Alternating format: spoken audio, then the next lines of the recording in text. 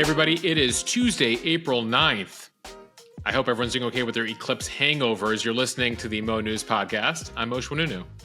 And I'm Jill Wagner. This is the place where we bring you just the facts. And we read all the news and read between the lines so you don't have to. Jill, as we record this, we're a few hours removed from the total eclipse across North America.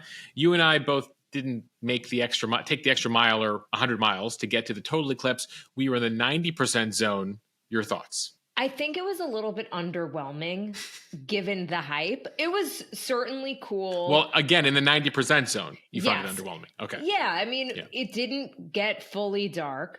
I had glasses. I looked. I thought it was super cool. My daughter was really excited. She had special glasses and a hat. But other than that, we didn't get the full experience of animals acting differently. Right. I mean, it was cool, but I don't know. What did you think?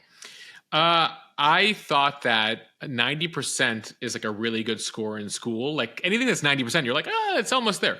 In eclipse terms, that last 10% really matters. It turns out when it comes to eclipses. Though I will say that I still have some sensitivity in my eyes. We all experienced it. Again, I only use the eclipse glasses. I didn't stare the entire time, but I read online, folks, that within 24 hours or so, if you have a little bit of sensitivity, it should go away. If you're seeing things, if straight lines are round, if you stare straight at the sun, then there might be some potential for damage. But again, as I read it, it should go away within a couple of days. And even if you're experiencing some sensitivity, it should go away within a few weeks, I'm told. So nonetheless, I imagine it will be a busy time for ophthalmologists in the coming weeks and months. Well, the pictures are certainly awesome. And it was nice to have a communal event that brings people together, that's about science and nature and not about something bad. So I'm all for it in that regard. Yeah, and the people who were in the path, the 40 or 50 million Americans between the people who live there and the people who travel there, certainly had an incredible experience. Jill, we heard from hundreds of you who sent us your videos, your photos. We had somebody send a photo of their chickens in Texas reacting, all going to bed. Going to sleep, like that's how their animals reacted to it. So that was very cool. Again, people who are under the total eclipse getting that full experience, really remarkable. Jill, we also posted video from the International Space Station looking down on Earth, and you see this huge black circle, basically the shadow, move across North America, which only a handful of people get to see. This is the space station, so they got to see it from both perspectives, right? They got to look out one window and see the eclipse we're all seeing, and they got to look out the other window down on Earth and see the full shadow. So I handed it to the folks up in the space station. They got the best view. That was captured on NASA TV, so we have a clip of that over on the Instagram account.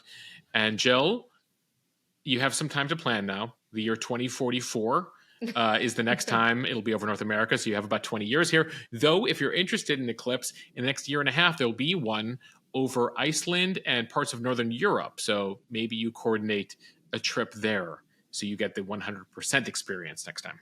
And I want to give a shout out to my mom, who, after listening to the Mo News podcast, made a homemade pinhole eclipse viewer from a box of Nillas, and then she made one with a box of Cheerios. Yes. And it was kind of fun. It was cool to see how she did. My dad said she spent way too long doing it. Well, your mom is a former art teacher, right? Yes. Yes. So it was a lot of fun. It was cool to see her contraption, the glasses. All in all, a fun experience. But yes, to your point, that 10% is huge when it comes to the eclipse. we're going to get 90% in New York. Like, no need to make the move. Nope. Next time, you got to be in 100%. You got to be there. All right, let's get to some headlines here. President Biden announces a new student debt relief plan for up to 30 million borrowers. Donald Trump says he is not in favor of a national abortion ban as he looks at polling on the issue. He's upsetting social conservatives, but will it help him win over anyone else? We'll take you to Beijing, where top U.S. officials are telling China to stop flooding the global market with cheap goods and hurting industries back here in the United States. Some new problems for Boeing after several incidents related to the 737 engine covers in recent weeks. In the Middle East, another ceasefire deal falls through as Hamas demands more in talks and what this weekend's Israeli withdrawal means. And a warning from the CEO of the world's largest bank, what JP Morgan's Jamie Dimon is saying about the economy.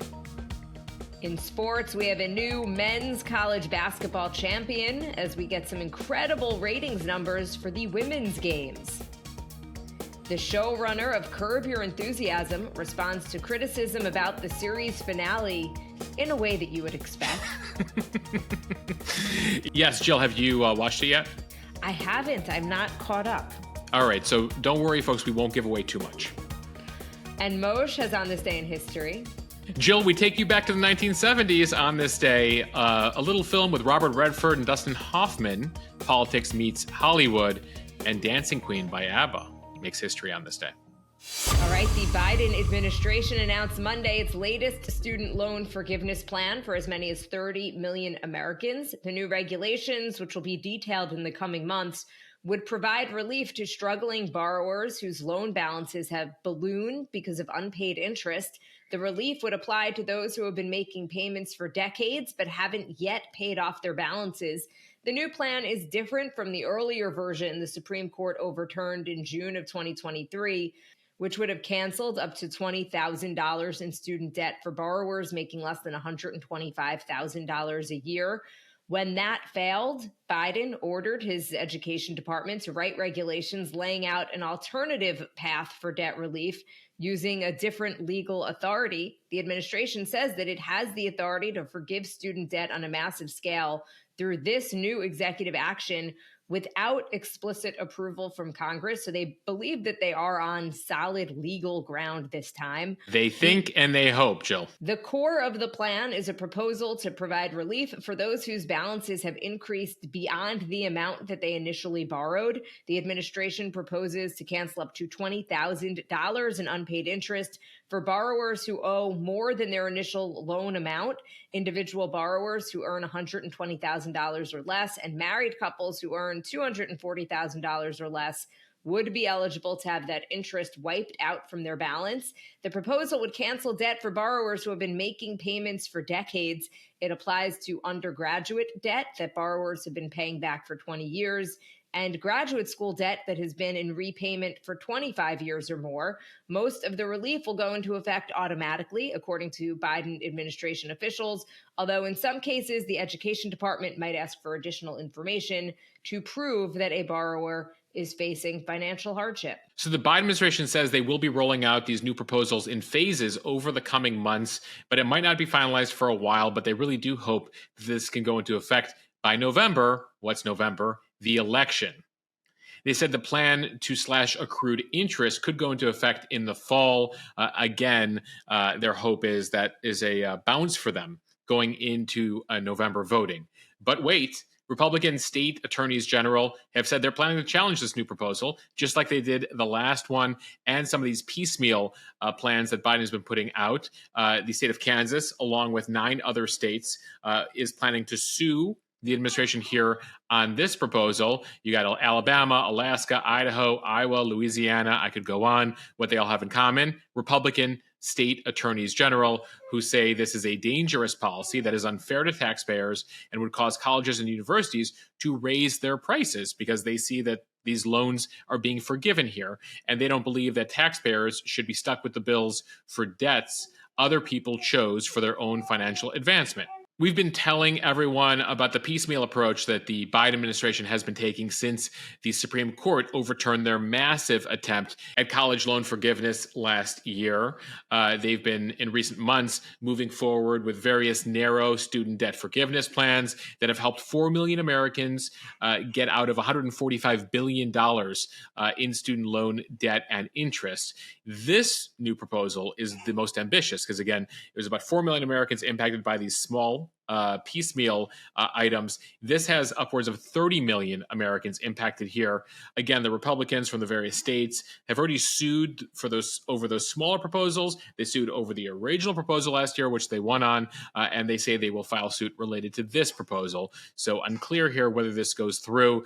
But the White House sees this as a huge opportunity to potentially help motivate younger voters, as well as motivate voters somewhere in the middle to come out in support of Biden. As you've seen an increasing divide here, Jill, between college-educated voters and non-college educated voters. There used to be a pretty good mix of both, voting for both parties. But in recent years, probably going back to the Obama elections, you've seen this move of college-educated voters towards Democrats and those voters with just a high school degree towards Republicans. So college student debt forgiveness, Democrats see as a huge potential booster for them. Sticking with politics, now to the Republicans. Former President Trump announced Monday that abortion rights should be left to the states.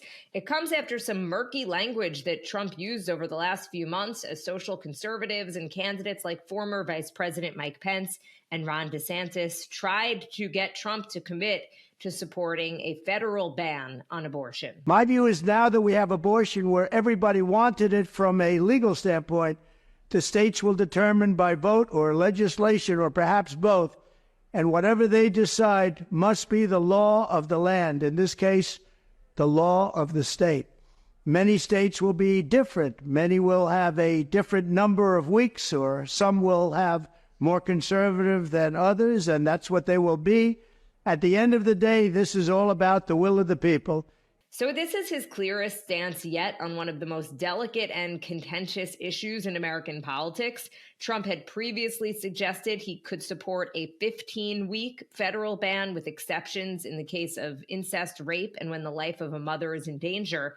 In Monday's video, he is still saying that he was proudly the person responsible for the Supreme Court's overturning of Roe v. Wade. And that's because he appointed 3 conservative Supreme Court justices who ensured the demise of abortion nationally. Still, his ultimate decision to punt to the states and not back a national ban was swiftly denounced by a major anti-abortion rights organization, which said that his position did not go far enough. His former VP, Mike Pence, called the announcement a, quote, slap in the face to Trump's supporters. Yeah, Trump getting pushback also from Lindsey Graham, his buddy, who agrees with him on most things, but says on this one that he should support a federal 15-week ban on abortion. Trump pushing back on all of these folks to his right, saying Lindsey, Marjorie Taylor Greene, and others fought for years unsuccessfully until I came along and got the job done. This is a post on Truth Social, his social media platform. He then writes, then they were gone, never to be heard from again until now. We cannot let our country suffer any further damage by losing elections on this issue. So effectively, Trump trying to have his cake and eat it too, saying, he overturned Roe v. Wade, but let's stop right there and return it to the states. The calculation here from Trump, Jill, is that these people will be with him anyway. If you're a social conservative, if you are pro-life, he's saying to you, what, you're going to go with Joe Biden on this issue, who's fully pro-choice? You're going to stick with me. But what Trump's trying to do here is appeal to the middle ground. He's going in a general election. So he's saying, I got the hardcore right here. He sort of danced around the issue during the primaries. Now, as he faces a battle against Biden and is looking to win over independents, win over women who might be on the edge here, he's saying, I'm not going to support a federal ban. By the way, it's not a hard stance to take, Jill, because the likelihood of a federal ban is very, very, I would say, actually pretty much zero at this point. You need to have a Republican majority in the House. You then need to have 60 seats in the Senate, a filibuster-proof majority in the Senate to get this thing through to Trump's desk. That said, Democrats will say they took Roe v. Wade for granted for decades. And so even if you say today that can't happen, a federal ban, they are continually concerned about it. And what they're saying here is Trump, if it went to his desk, would probably sign it. He's already flipped on the issue a few different times. And so Democrats jumping on this, despite what Trump said, saying if Trump was back there, he would totally ban abortion. And by the way, the reason we're in the predicament we're in, pro-choicers, is because Trump appointed 3 justices to the Supreme Court. So Democrats will continue to hit this issue hard, given how well abortion has been as an issue for Democrats the last 2 years. We've talked about this on this podcast before in the newsletter. Even a majority of red states that have had referendum on the ballot, voters in states like Ohio, Kansas, Kentucky, Montana have voted for pro-abortion rights, on the side of pro-abortion rights, multiple times now in the last couple of years. And as we told you, Democrats have high hopes for turning Florida around. It's been going red it's been going redder and redder in recent years. There is set to be a measure in November regarding abortion in the state. Remember, right now, within a few weeks now, abortion will be banned after 6 weeks in Florida. There will be a measure for voters to vote on abortion in November, and Democrats hope that they can churn out voters on their side with abortion on the ballot in that state.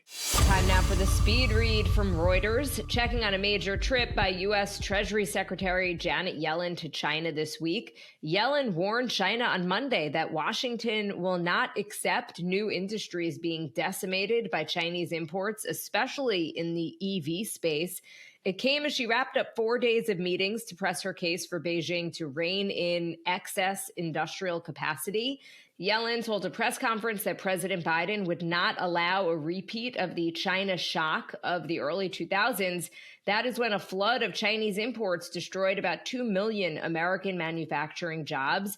Yellen used her second trip to China in 9 months to complain that Beijing's overinvestment has built factory capacity far exceeding domestic demand, while fast-growing exports of these products threaten companies in the U.S. and other countries. American and other foreign firms is put into question. China has sharply ramped up its production of cheap electrical vehicles, solar panels, batteries, just as the Biden White House has really been pushing through legislation supporting the growth of those industries here in the U.S. But the concerns are not just here in the U.S. Europe, Mexico, many countries around the world, particularly concerned that China is trying to bolster its own struggling economy right now with a wave of exports that can undercut countries around the world. Now, the U.S. does currently have a 25% tariff on cars from China that has largely blocked vehicles from that country. But Mexico has a free trade agreement with the U.S., which means, ipso facto, China could sell its cars to Mexico, and then those cars could then be sold into the U.S. That's something Trump has been rallying against, that he's particularly concerned about. For now, Yellen and team sort of read China the Riot Act, but is not threatening new tariffs at the moment on Chinese goods, but is a concern. And this is a game a lot of countries play when their economy is collapsing. They figure out ways to undercut other countries in the global economy. And the U.S. Particularly concerned about China doing that here. So certainly one of the themes to watch in the very complex relationship of U.S. and China run the world, but don't get along with each other all the time. From the Wall Street Journal, the FAA is investigating an incident in which an engine cover fell off a Southwest Airlines 737-800 jet during takeoff from Denver on Sunday. The FAA said Flight 3695, which was headed for Houston, returned safely to Denver International Airport around 8:15 a.m. after its crew reported that an engine cover fell off during takeoff and struck a wing flap. No one was injured. The incident Sunday is the latest under investigation by the FAA related to engine and other issues of Southwest-operated Boeing planes in recent weeks. Last week, a Southwest Boeing 737 flight bound for Las Vegas was canceled after an engine caught fire shortly after the plane taxied from the gate in Lubbock, Texas. Last month, a Southwest Boeing flight from Austin, Texas, turned around mid-flight after its crew reported a possible engine issue. Yeah, so a few different incidents here. Southwest is one of the airlines that is heavily dependent on Boeing planes. Now, we should note there are many different types of Boeing planes, and this is an older model of the Boeing 737. This is not part of the MAX line that has gotten so much attention in recent years. Boeing is already under heightened regulatory scrutiny after that January incident where the door plug blew off the 737 MAX of an Alaska Airlines flight. One of these most recent incidents, Jill, of the engine cover coming off was posted on social media. This part is called a cowling. Basically, it is the cover that goes around the engine, so not the engine proper. But what is a little freaky is that it then makes the engine visible from the passenger's window. Now, a reality check here. Though it's scary looking, I'm actually told by aviation experts this is not that big of a deal, that there's been dozens of these incidents over the past 30 years, and they actually more often happen on Airbus planes versus Boeing planes, incidentally. And in almost every case, the engine cover flap coming off is typically an issue related to pre-flight maintenance mechanics, not Boeing. So this might be an issue where we can let Boeing off the hook here, that it's just somebody, again, a mechanic who may have missed this as they were inspecting it before takeoff. That said, Boeing's quality control issues still getting scrutinized here. In this case, this might be a mechanical issue. Remember, when you look at any sort of plane incident, there's various factors, right? It could be the manufacturer of the plane, Boeing. It could be a subcontractor of Boeing, a different company. It could be the airline maintenance. It could be pilot error. So there's multiple factors. We tend to always group them like, oh my God, it's another Boeing plane. But incidentally, it's important to scrutinize this stuff and reality check it and reinforce to everybody, no one was injured here. They have procedures for this sort of thing. Because I'll see people online being like, okay, I'm going to drive. And I'm like, that driving long distances is actually more dangerous than flying, Right. but okay. I understand why, video of these incidents, social media, etc., again, are a little scary to see sometimes. I think it's the helplessness of it. It's like Right. you're just in a position where there's nothing that you could do and your life is totally in somebody else's hands. Right. You're like, if I was the driver in the car, I'll make sure everything's okay. All right, to the Middle East from the New York Times. Hamas rejected an Israeli ceasefire proposal made at talks in Cairo, a senior Hamas official said on Monday. Israel and Hamas sent teams to Egypt on Sunday for talks that included Qatari and Egyptian mediators, as well as CIA Director William Burns. So Hamas has now rejected a handful of ceasefire offers over the last 2 months. Israel offered hundreds of Palestinian prisoners, additional aid, and a 6-week ceasefire in exchange for 40 of the hostages. But Hamas wants a permanent end to the war, a withdrawal of forces from Gaza, allowing all civilians to return to their homes, and a lift of the 17-year-old blockade on the border. Yeah, a couple of those things are things Israel is not apt to do because they do not want to ensure, after all of this, after 6 months, that Hamas continues to rule Gaza here. Allowing an open border here and end to the blockade would allow concrete to come back into Gaza, allow Hamas potentially to rebuild those tunnels, and a more open border allows Hamas, from the Israeli perspective, to do another October 7th, which Hamas has already vowed to do over and over again. And as Hamas waits things out, they see things going in their direction internationally. So they are not apt right now to say yes to any ceasefire deal. The Israeli military's departure from southern Gaza over the weekend has left the territory without a major battlefield for the first time since a brief truce with Hamas back in November, raising hopes that the two sides might reach another ceasefire. Moshe, it's hard to read the tea leaves, but there did seem to be a bit more optimism for some type of ceasefire this time around. Whether we're talking about Egyptian officials, Qatari officials, U.S., even Israelis seemed a little bit more optimistic, but as we just reported, rejected by Hamas here. Analysts say the redeployment of Israeli forces means that this war is entering a new phase, one in which Israeli troops, mainly stationed along Gaza's borders, will mostly mount brief raids into the territory before retreating to Israel instead of lengthy ground maneuvers involving large numbers of troops. By withdrawing without either capturing Hamas's last major stronghold, Rafah, or empowering an alternative Palestinian leadership, Israel has left behind a power vacuum in which Hamas could regroup and reemerge as a military force across much of the territory. That likelihood has prompted expectations that Israel will continue to mount small-scale operations across Gaza to prevent Hamas's resurgence and thus extending this war for months to come. Yeah, it's unclear how this thing ends, and even if the main part ends, which it sounds like it has, what it means for months and potentially years to come here. Essentially what we have now, Jill, in Gaza is, just a reminder, Gaza is about 25 miles long by about 8 miles wide.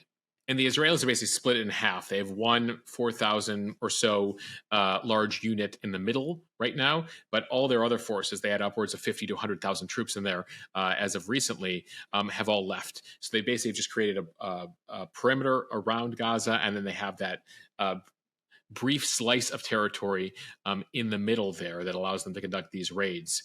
Right now, and so for the Israelis, they say that they have largely been able to take out most of Hamas's forces. They had 24 battalions before the war. They say they had destroyed 19 of them.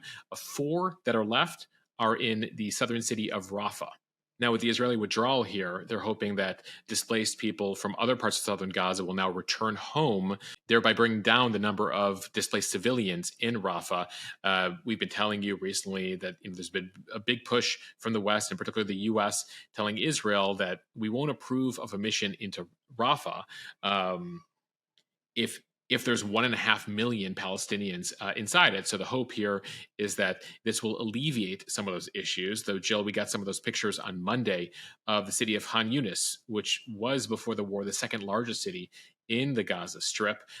As they return there, a number of people saying that there's entire blocks wiped out. An estimated 55% of the buildings of Khan Yunis from before the war are gone. That's about 45,000 buildings. So some people are returning to see that they have no home to return to. So we'll see what happens there. The rebuilding effort going to cost tens of billions over the coming decades here. How that gets done, who oversees it, who funds it, all in doubt here. But it appears where we're at right now, there's negotiations continue in Cairo over a hostage deal, a long-term ceasefire deal. More aid has been let into Gaza over the course of the past week. The Israelis have pulled out most of their troops, but maintain units there for continued missions against Hamas. And then the Israeli prime minister says, we're still going to do Rafah. We got to take out the final 4 Hamas battalions. He says he set a date for it. He has not said what that date is, but that's something we'll continue to watch. From ABC News, whether it's the booming job market, softening inflation, robust growth, the economy has performed well by just about any measure. But the chief executive of the world's largest bank is worried that the U.S. still remains on the brink of a downturn.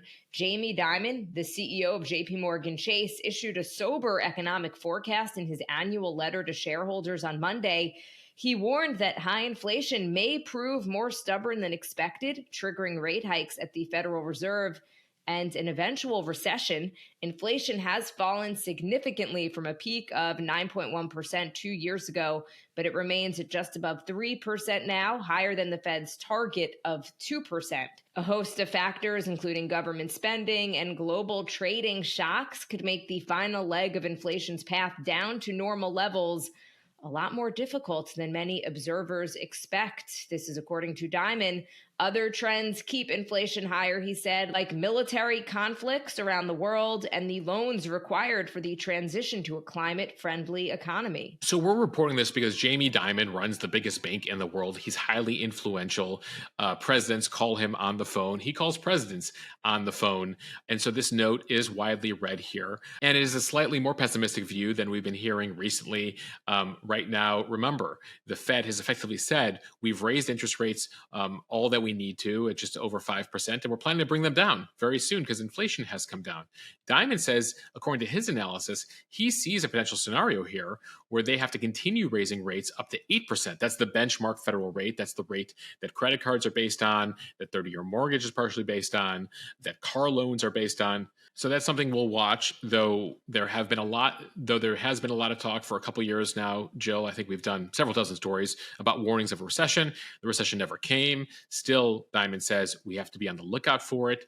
In addition to talking inflation and interest rates in his note, he also talked about artificial intelligence, saying that right now JP Morgan is using it in hundreds of ways, and he compares it to the inventions of the printing press, electricity, the internet in terms of its impact, though it's still too early to say how it's going to impact things. He just knows it's going to be significant.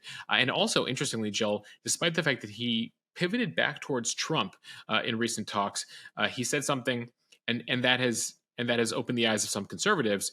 In this note, he continues to defend diversity, equity, and inclusion as a key component for corporations, something that is widely criticized by conservatives. He says that it is hugely important for customers and organizations, and so that was one other aspect of the note, his defense of DEI. Staying with basketball from the Wrap, Sunday's NCAA Women's Basketball National Championship broke historic ground with a record-setting 18.7 million viewers as the media frenzy surrounding Iowa superstar Caitlin Clark helped draw new eyes to the sport. South Carolina beat Iowa 87-75 at Rocket Mortgage Fieldhouse in Cleveland. It was the most watched basketball game on ESPN since 2019, pro or college. At its peak, 24 million viewers tuned into the game, according to the numbers provided by ESPN. Viewership for the Women's Championship up nearly 100% over last year. and nearly 300% over 2 years ago. Yeah, as we were talking about yesterday and throughout this tournament, Jill, all eyes on the women here. When you put these ratings numbers into perspective, and by the way, when we talk about ratings, this is households. This doesn't take into account bars, restaurants, collective viewing areas, just because they can't calculate that. So this is just in people's homes. The Women's Championship ranks as the second most watched non-Olympic women's sporting event ever on US TV, just behind the 2015 Women's World Cup final. Also, the game scored the biggest audience for any basketball game, including men's or women's college or pro games in the NBA since 2019. And finally, from Variety, Curb Your Enthusiasm went meta with its series finale, and there have been some complaints about the finale, but the masterminds behind the series say they, quote, don't care if fans are happy with how the show wrapped up. Okay, so feel free to forward a couple of minutes ahead if you don't want any spoilers. The final episode of the HBO show followed Larry being put on trial for breaking Georgia voting laws by giving Auntie Ray a water while waiting in line to vote in the season 12 premiere. The eventful episode was packed with special guests, flashbacks to highlights from the show's 24-year legacy, and a Jerry Seinfeld cameo that helped the show recreate the infamous Seinfeld finale for a new audience. We don't want to go into any further details here, but it does involve a prison cell, a la the Seinfeld finale, but there is a twist. Of course, there's a twist. I guess Jerry Seinfeld and Larry David got together and also worked off of some of the feedback they got back in 1998 from the Seinfeld finale and worked that into the Curb finale. Of course, Seinfeld was co-created by Larry David and Jerry Seinfeld. So the executive producer of Curb, Jeff Schaffer, told The Wrap after the episode aired on Sunday, "We're giving you the Seinfeld finale on steroids. We're owning that Larry's learned nothing. So if you don't like it, too bad. We don't care. There was never any there was never hesitation not to do it because it felt right." So sort of a perfect Larry David thing there, Jill. You know, he's going to do what he's going to do, and if you don't like it, tough. The show is over, and he's been doing it for 24 years, and he's done. It does seem very appropriate. And I also don't think there is a series ever that people are happy with the finale. Yeah. Because the problem is that if you're a fan of a show, you want it to continue forever. And Right. and so like there's no ending in history that's like gonna make you feel right. I guess, you know, there are various theories on it, but the Sopranos ending had its critics, the Game of Thrones ending had its critics. And so you could go through a lot of series, you know, through the years, and there's always going to be critics. And I guess, you know, Larry and team have the right response, which is we don't actually care how you feel because we're actually done here. So good luck with your next show, folks. Bye-bye. Bye-bye. But we're not quite ready to say bye-bye here. We have On This Day in History. We're going to begin in 1865. On this day in Appomattox, Virginia, that's your clue, Robert E. Lee surrendered his 28,000 Confederate troops to Union General Ulysses Grant, effectively ending the American Civil War after just about 4 years. They were forced to abandon the Confederate capital in Richmond, and Lee had no other option as he was surrounded there. So a victory in the Civil War for Abraham Lincoln, who sadly would be assassinated just 6 days later. And we're going to stay in the 1860s here for this next story. The U.S. Senate, on this day in history, ratified the treaty with Russia for the purchase of Alaska. It was a deal signed between the Secretary of State, William Seward, at the time, and the Russian minister. The U.S. bought Alaska for $7.2 million in today's money, actually $150 million with inflation. So still a pretty good deal to get the entirety of Alaska for $150 million. In today's money, Jill, notably at the time, everyone mocked Seward for the deal. They actually called it Seward's folly, the purchase of Alaska. Lo and behold, decades later, they would find oil there, and today, Alaska serves a whole bunch of functions. Obviously, it's beautiful in terms of nature, a major source of energy, and a key piece of geography when it comes to geopolitics. All right, to the 20th century now. On this day in 1959, NASA introduced America's first astronauts, the Mercury 7. You might have seen the movie, The Right Stuff, or read the book. This included John Glenn, Gus Grissom, Alan Shepard, Don Slayton. They were a carefully picked group of military test pilots and would become the first astronauts in our manned space program. Jill, if anyone's interested in learning about the first female astronauts that NASA put out, that was a feature of a recent Mo.news The Interview podcast. It's actually episode 56 of Mo.news The Interview. We put it out back in the fall. So check out episode 56. We dive into the untold history of NASA's first female astronauts, which I think people will find very, very interesting. And finally, one more item on this day in history. 21 years ago, just 3 weeks into the invasion of Iraq, the iconic moment of the Saddam Hussein statue being pulled down in a main square of Baghdad, symbolizing the end of Saddam's rule in that war in Iraq. Of course, that would come only 3 weeks after the invasion. But today, Jill, 21 years later, there are still U.S. troops in Iraq. At the time, people might remember President Bush declaring mission accomplished. There would be years of insurgency, the rise of ISIS, the withdrawal of U.S. troops, the return of U.S. troops, and today, still U.S. troops based in Iraq, and it comes up here on the podcast pretty often.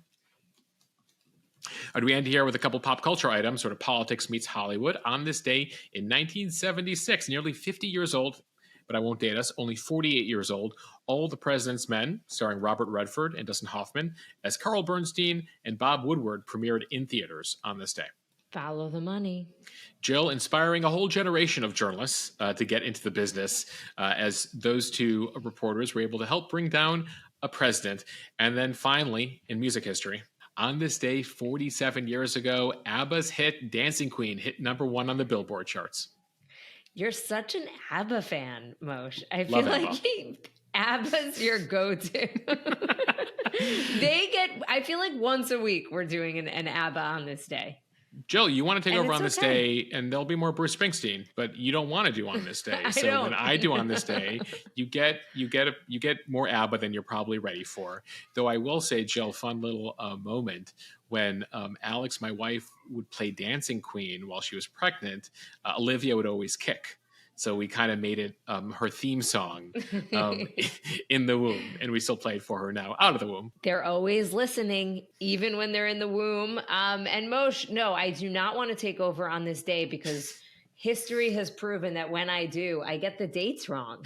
Like you'll be like, Jill, that didn't even happen on that day. What are you doing? So I'm not to be responsible for on this day in history. Then we shall keep bringing you ABBA with a side of Bruce Springsteen, Jill. Okay, that is a wrap on today's podcast. Thank you for listening to the Mo.news podcast. If you like what you hear, please share this with your friends. It will help us grow. Follow us and subscribe so you don't miss an episode, and review us in the App Store. And make sure to check out Mo.news The Interview, the podcast. We actually have, I mentioned the Women of NASA podcast. We also put out a new one this week related to the future of American democracy. If you want to nerd out on all things government, find out when we actually almost eliminated the Electoral College. Democrats and Republicans both wanted to end it in the 1970s. We'll tell you why it didn't end, but I think you'll take away a lot from the latest episode of Mo.news The Interview. So check out our sister podcast, Mo.news The Interview, for deeper dive conversations on a variety of topics. It's our second cousin podcast. Second cousin's too distant. It's closer than that because we host those interviews, Jill. So, all right, everyone, have a great day.